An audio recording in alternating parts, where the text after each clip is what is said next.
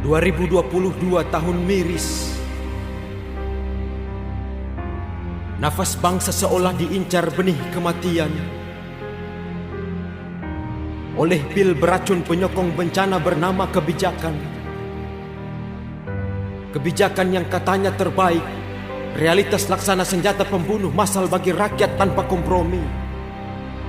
Kenaikan harga bahan bakar ialah awal kenaikan lain di berbagai sektor ekonomi. Indonesia baru saja keluar dari cengkraman pandemi dengan berbagai drama ketidakjelasan. Kebijakan penyiksa diciptakan ketika ekonomi rakyat kecil tak kunjung temui kestabilan. Hipokrasi rumus terbalik dipertontonkan sang bapak di panggung drama, menandakan kejujuran tak dapat diukur dari tampang sederhana di balik senyum penguasa. Serak tangis pertiwi dihadapkan pada kerumitan kasus pembunuhan, pengalihan isu media, ataukah skenario Tuhan dalam rangka pembersihan bangsa dari mafia. Isyarat pengorbanan bawahan demi membobol tabiat bandit berbintang, yang kemudian membongkar taringnya sebagai dalang, menandakan tak semua bintang sebagai lambang kehormatan, namun ia terkadang status politis yang syarat kepentingan. Mirisnya, kebebrokan penegakan membongkar mafia pengobral hukum yang katanya panglima. Bukankah ia bentuk penghinaan terhadap pasal 1 ayat 3 Undang-Undang Dasar 1945? Pembunuhan sesama anggota institusi dengan indikasi hukum yang masih di bawah transaksi. Lantas bagaimana nasib rakyat kecil yang tak berpangkat, tak berharta, tanpa kemampuan transaksi? Agar percuma lapor polisi haram diprotes dengan todongan senjata.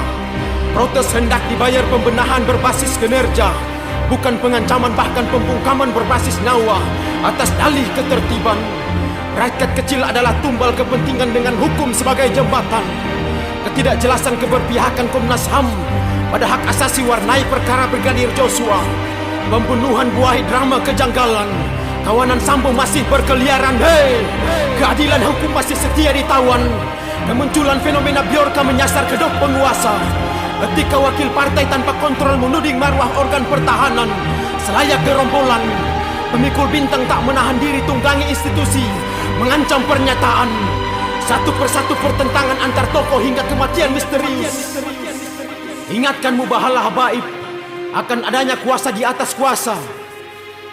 Lalu datang bencana buatan penguasa oligarki berbasis penzaliman, menyiksa rakyat berulang kali berdasar kebijakan.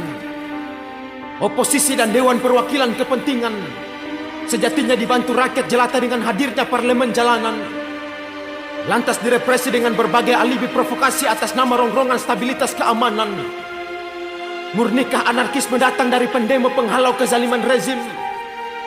Ataukah provokasi justru datang dari unsur negara sebagai propaganda melalui robot penjaga kekuasaan?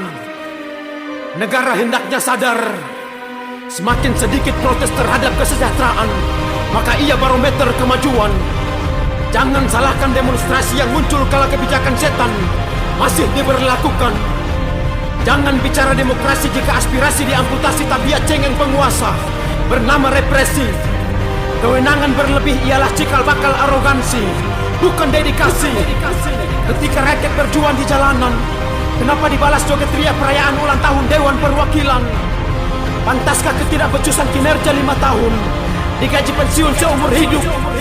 Masih banyak abdi bangsa di pusaran kemiskinan tanpa pengistimewaan. Dengan ketidakmampuan rakyat kecil mengakses BBM, akankah PLT diberikan setiap tahun sampai kiamat? Jangan salahkan jika nalar kami sampai pada dugaan. BBM sengaja dinaikkan, situasi dimainkan lalu protes diabaikan.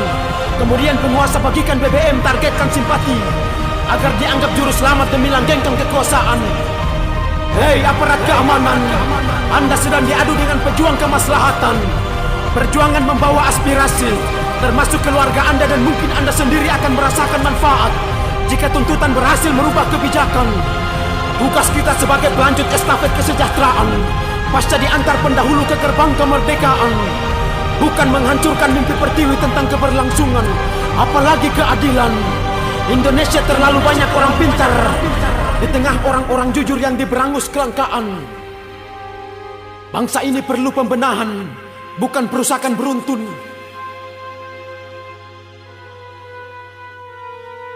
Atas nama Tuhan Yang Maha Esa, dengan semangat persatuan dalam nadi kemanusiaan, keadilan sosial tanpa kecuali, sedang kami bela.